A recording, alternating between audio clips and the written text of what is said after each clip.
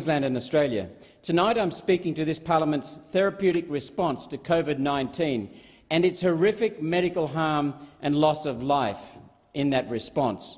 Last week, leading Australian parliamentarians came together in an event I organised called COVID Under Question to present documented evidence and victim testimony proving a catastrophic failure of Australia's regulatory framework. COVID vaccine injuries are hidden behind anonymous government data, while COVID virus supposed harm is splashed across prime time. The very least we can do for the victims of COVID vaccines is to say their names. Victims like Caitlin Georgia Gotts, a healthy and vibrant 23-year-old studying at Griffith University to become a vet while working as a horse strapper. Caitlin dropped dead at work of a heart attack following her second Pfizer shot. Her death was recorded as asthma, a condition Caitlin has never had. Reginald Lynn Shearer, a formerly healthy, fit and active man who quickly went downhill and passed away from effects that began after receiving the AstraZeneca vaccine. Daniel Perkins, a 36-year-old healthy father from Albion Park, who died of a heart attack in his sleep following his second Pfizer injection. Douglas James Roberts died after taking AstraZeneca. His family are concerned that his GP didn't warn him of the side effects of the vaccine. In other words, no informed consent was obtained. Neurosurgeons at the Royal Brisbane Hospital attributed his death to a stroke, despite no family history and a clean bill of health. They refused to report his death to the TGA. Refused. The Australian Health Practitioner Regulatory Agency, AHPRA, has been bullying medical practitioners into not reporting or even for talking about the harm they are seeing.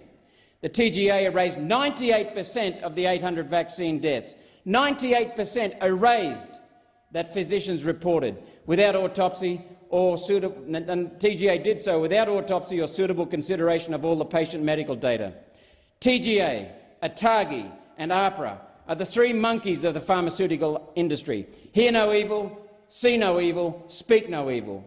Section 22(d)(2) of the Therapeutic Goods Act 1989 requires the Secretary of the Department of Health to ensure the quality, safety and efficacy of the vaccines were satisfactorily established for each cohort for which the provisional approval is being granted. Data recently revealed in court papers in the United States clearly shows vaccine harm was apparent in the clinical trials that Pfizer, BioNTech and others conducted. This information, if ATAGI had bothered to ask for it, should have resulted in a refusal of the application for provisional use. No data was provided to the Secretary regarding individual test subjects, technically anonymised patient clinical data. No independent analysis of the fundamental issues surrounding novel mRNA vaccines was conducted in Australia. None in Australia.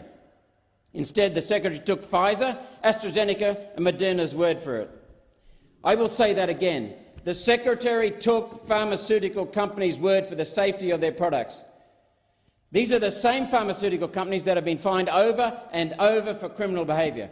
AstraZeneca, $355 million fine for fraud, and separately $550 million fine for making unfounded claims about efficacy. Pfizer, $430 million fine for making unfounded claims about efficacy, and $2.3 billion fine for making unfounded claims about efficacy and for paying kickbacks. This is who the Liberal, Nationals, Labor and Greens, our very own pharmaceutical lobby, wants to pay more money to, not on the basis of extensive local testing and inquiry, simply on the basis of taking pharmaceutical companies' safety insurances. No testing. An assurance made easy by indemnity against any damage the vaccines caused. What deceit! What criminal incompetence! The Labor Party and the Liberal National Party have accepted $1 million each from the pharmaceutical establishment in this election cycle alone. Billions more are being set aside in this week's budget to pay the pharmaceutical companies to keep their COVID-19 gravy train going. What great value this parliament provides for those electoral donations. Mention should be made of the TGA's decision to ban safe, fully approved and widely accepted alternatives to COVID-19 vaccines. This includes hydroxychloroquine and ivermectin, vitamins, minerals and natural antivirals, as well as proven messaging around healthy eating and lifestyles. The decision to ban proven, safe, affordable, accessible alternative treatments that are working around the world was taken to ensure the fastest and widest possible adoption of the vaccines. The TGA's own customers fund the TGA. That means pharmaceutical companies fund their own products' approval. That fails the pub test. Where are the checks and balances? There are none. The Australian Bureau of Statistics is culpable in this scandal and cover-up. The Australian Bureau of Statistics' annual budget is $400 million, and the most recent mortality data they provide is November last year, 4 months behind. The most recent breakdown of mortality by cause and age is 2020. The most recent data on live births is 2020. Birth data used to be available 6 weeks after, not 15 months and counting. Hiding miscarriages? At what point do we consider the actions of the TGA, ATAGI and the Australian Bureau of Statistics as interfering with the operation of the Senate? Peer-reviewed and suitably published data has been released from outside of the government that must require the Secretary to cancel the provisional approval of the vaccines. Let me review those quickly so the Senate fully understands the extent to which we have been misled. Firstly, Freedom of Information documents indicate the TGA has failed to assess the reproductive toxicology of the COVID vaccines. Freedom of Information documents indicate the TGA has failed to assess the impact of microRNA sequences and related molecular genetic issues on the human body.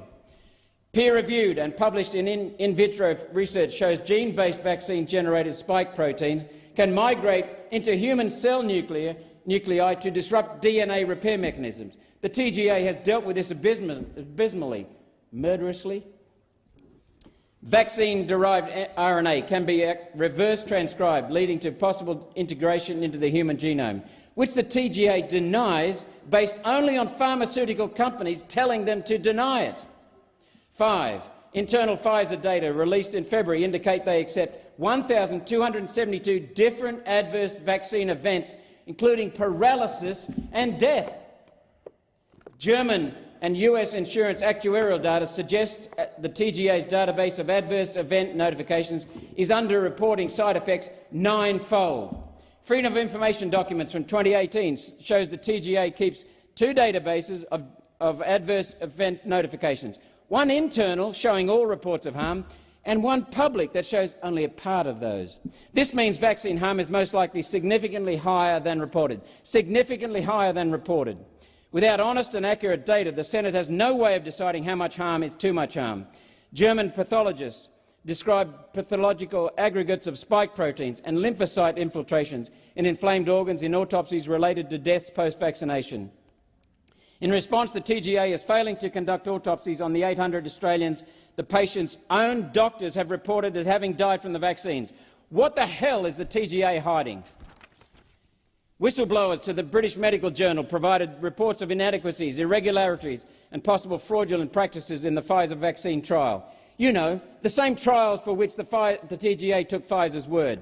From a modern immunological perspective, too frequent vaccines for respiratory viruses runs the risk of desensitising the immune responses to the virus and thus lead to hypoimmunity and worse illness than without the immunisation. To put that more simply, repeated vaccination is doing more harm than good. These are the matters I sought today to refer to the Select Committee on COVID-19 without success, and I thank Senators Hanson, Abetz, Rennick and Antic for their support, for their integrity and courage. The truth is the Select Committee on COVID-19 has been running a protection racket for the pharmaceutical industry, and today's vote proves that. This unprecedented betrayal of the Australian people must be referred immediately to the Royal Commission, to the Prime Minister, the Health Minister, the Federal Health Department and all those in the Senate and the House of Representatives, all of you who have perpetrated this crime. I direct one question. How the hell do you expect to get away with it? We're not going to let you get away with it. We won't let you get away with it. We are coming for you. We have the stamina to hound you down, and we damn well will.